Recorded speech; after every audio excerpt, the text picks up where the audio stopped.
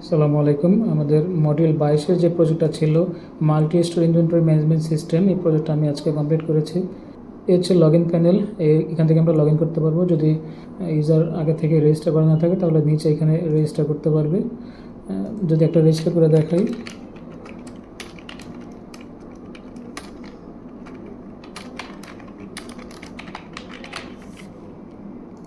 Outlet Banani choose water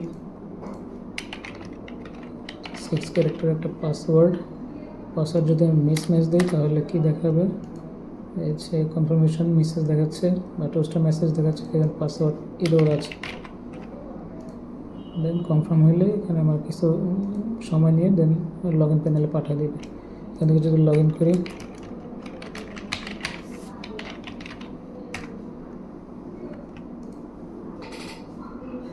হচ্ছে আমার dashboard panel, অ্যাডমিনের dashboard panel. এখানে কিছু টোস্টার মেসেজ আসছিলো, এগুলো হচ্ছে আমাদের স্টকের জন্য।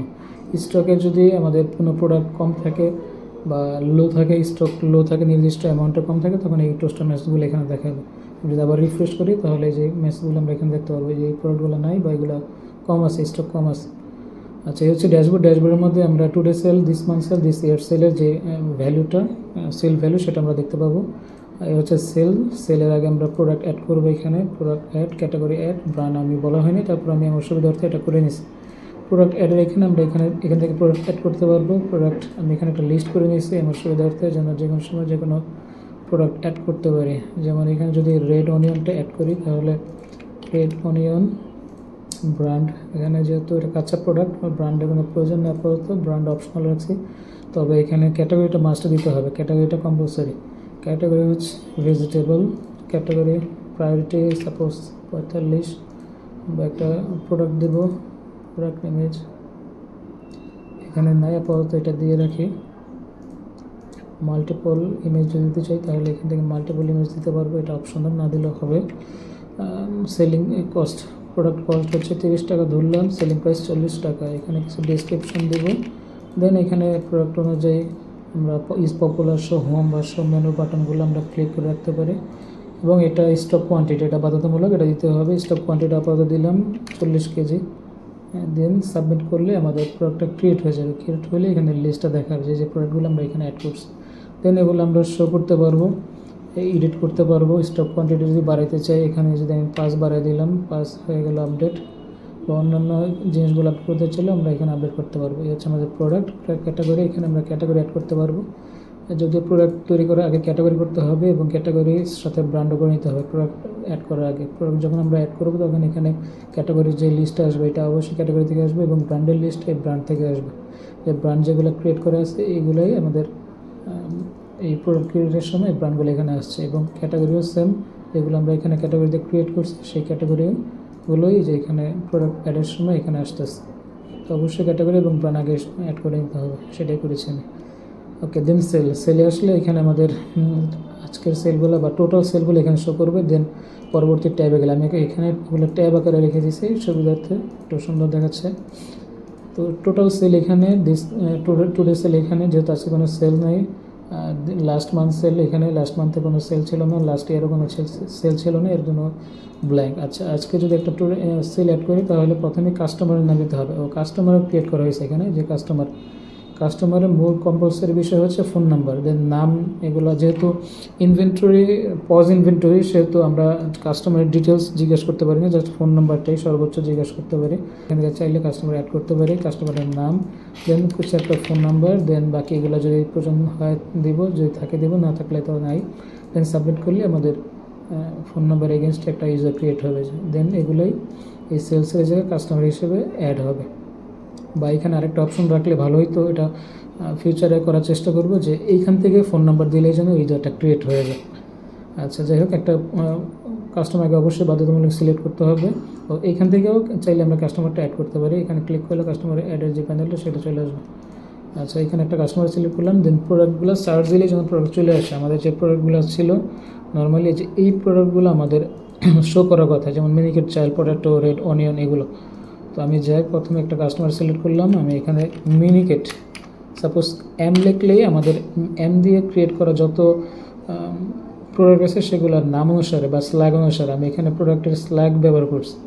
যেহেতু স্ল্যাগগুলো নাম অনুযায়ী ইউনিক হয় সেহেতু আমি যে প্রোডাক্টের যে স্ল্যাগ এই স্ল্যাগটাকে আমি আইডি হিসেবে ব্যবহার করছি। যেন আমি প্রোডাক্ট লিখলেই অটোমেটিক্যালি চলে আসে। তো এখানে এম লিখলে একটা ক্যারেক্টার লিখলে এখানে অটো আমাদের ইয়েগুলো শো করতেছে।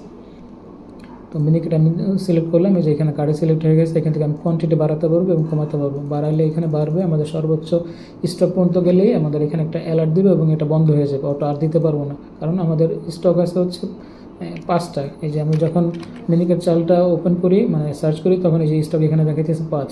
দেন আমি এখানে একটা এরর আছে, যেমন এইখান থেকে দিলে অ্যাড হয়ে যেতেছে, কিন্তু নর্মালি অ্যাড হওয়ার কথা না, বেশি হওয়ার কথা। এটা একটা এরর, এটা পরবর্তীতে ফিক্স করে দিব। আপাতত যদি প্রজেক্টের বাইরের কাজ তার জন্য কিছু করিনি। তো আমরা এখান থেকে আউট অফ স্টক হয়ে গেলে আর কিছু করতে পারবো না। তো মিনিকেট এখানে সার্চ দিলাম, এখান থেকে কোয়ান্টিটি বাড়াতে পারবো কমাতে পারবো। একবার কমাইলে এটা ডিলিট হয়ে যাবে, ডিলিট হলে একটা মেসেজ আসবে, বা ম্যানুয়ালি ডিলিট করলে মেসেজ আসবে। এখান থেকে ডিলিট করলে মেসেজটা আসতেছে।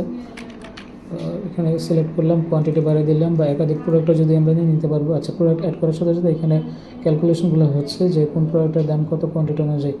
তো আমি আরেকটা প্রোডাক্ট অ্যাড করি, যেমন রেড অনিয়ন, এটা অ্যাড করলাম। 40টা কোয়ান্টিটি ছিল, আমি এখান থেকে 40 পর্যন্ত বাড়াতে পারবো সর্বোচ্চ, বা ডিলিট করে দিলে এখান থেকে চলে যাবে। এখানে একটা টোস্টার মেসেজ আসবে। আবার যদি করি, রেড অনিয়ন দিলাম, দেন এখানে যা আছে তাই, বা 2টা কোয়ান্টিটি বাড়িয়ে দিলাম। বাড়িয়ে দেওয়ার পর আমাদের অটোমেটিক্যালি ক্যালকুলেশনটা হয়ে গেছে। এখানে যদি ডিসকাউন্ট থাকে, সাপোজ আমি 5 টাকা ডিসকাউন্ট দিলাম, অটোমেটিক্যালি আমার গ্র্যান্ড টোটালটা চলে আসছে। দেন এখানে পেড করতে হবে কত, সাপোজ 370 টাকা আমার পেড করার কথা, আমি 350 টাকা পেড করবো। তো এর মাঝখানে তাহলে ডি থাকবে কত, সেইটা অটোমেটিক্যালি এখানে শো করবে। দেন কার্ড সিস্টেমটা আমরা অনলি ক্যাশ রাখছি এখানে, বাকিগুলো ডিসেবল করে দিয়েছি। এবং রাখার পরে আমি জাস্ট যদি এটা complete sale and pen invoice click করি, তাহলে আমাদের সেলটা কমপ্লিট হয়ে যাবে। ক্লিক করলাম, এই সেলটা কমপ্লিট, সেলটা আমার এখানে নিচে দেখা গেছে। ইনভয়েস নাম্বার এটা, লাস্ট সেল এটা ছিল। ওকে, দেন আমি যদি ইনভয়েস প্রিন্ট করতে চাই, তাহলে এইভাবে ক্লিক করলে যে ইনভয়েস ডিটেলস সহ ইনভয়েসটা চলে আসছে। এখান থেকে আমি প্রিন্ট করতে পারবো, লেভেল প্রিন্টের মাধ্যমে প্রিন্ট দিলে লেভেল প্রিন্ট হয়ে যাবে। আচ্ছা, দেন আমি ব্যাকে যাই। আবার আমাদের আরও কিছু রিকোয়ারমেন্ট ছিল, যেমন এগুলো তো হলো দেখাইলাম। সেলস স্টক ম্যানেজমেন্ট, এগুলো যেন আমরা প্রিন্ট করতে পারি। তো এই যে আমাদের টোটাল সেলগুলো, টুডে সেল বা অল সেল যেগুলো আছে না কেন, এগুলো যেন আমরা প্রিন্ট করতে পারি। যেখানে প্রিন্ট বাটন আছে, প্রিন্ট বাটন ক্লিক করলে পিডিএফ আকারে আমাদের প্রোডাক্টগুলো, ইনভয়েসগুলো, বা এই যে অল সেল বা ইনভয়েস রিপোর্টগুলো আমাদের এভাবে পিডিএফ আকারে দিবে। দেন এখানে সবগুলোই পিডিএফ বা প্রিন্টের অপশন আছে, পিডিএফ সেভ করা যাবে, পিডিএফ দেখা যাবে এবং পিডিএফ প্রিন্টও করা যাবে। ব্ল্যাঙ্ক থাকলে তো ব্ল্যাঙ্কে। আচ্ছা, এইভাবে যে টুডে সেলগুলো এখানে আসছে। বা আমি যদি আরেকটা সেল অ্যাড করি, সাপোজ এটা দিলাম, রেড অনিয়ন সেল করলাম 3 কেজি 5 কেজি। দেন এখানে কিছু বললাম না, দেন ক্যাশ 200 টাকা দিয়ে দিলাম। দেন এখানে আরেকটা সেল অ্যাড হয়ে গেছে, যে টোটাল সেলটা অটোমেটিক্যালি বৃদ্ধি পাইছে। টুডে সেল যেটা ওটা বৃদ্ধি পাইছে, প্রিন্ট দিলে এই যে পিডিএফ আকারে এখানে শো করবে। দেন সবচেয়ে ইম্পর্টেন্ট ছিল স্টক ম্যানেজমেন্ট। এখানে আমাদের স্টক ম্যানেজমেন্টের যে বিষয়টা, আমাদের কয়টা প্রোডাক্ট স্টক আছে, এটা কারেন্ট স্টক, সেল করার সাথে সাথে এটা আপডেট হয়ে যাবে অটোমেটিক্যালি। এখানে আমাদের টোটাল 5টার নিচে যদি স্টক থাকে তাহলে লো স্টক এই স্ট্যাটাসটা দেখাবে। একটা একদম শূন্য হয়ে গেলে এখানে আউট অফ স্টক দেখাবে। তো এখান থেকে আমরা অ্যাড স্টকে গেলে আমাদের পেজের প্রোডাক্টের যে এডিট প্যানেল সেটা আসবে, এখান থেকে আমরা স্টকটা বাড়াইতে পারবো। যেমন এখানে যদি 50 দিই, তাহলে আমাদের স্টকটা 50 হয়ে যাবে। স্টকটা 50 হয়ে গেছে। এখন আমরা আবার স্টকে ব্যাক করলে যে এখানে আমরা স্টকটা 50 দিতে পারবো। এই যেটা লো ছিল ওটা আমরা বাড়াইছি, এখানে 50 হয়ে গেছে।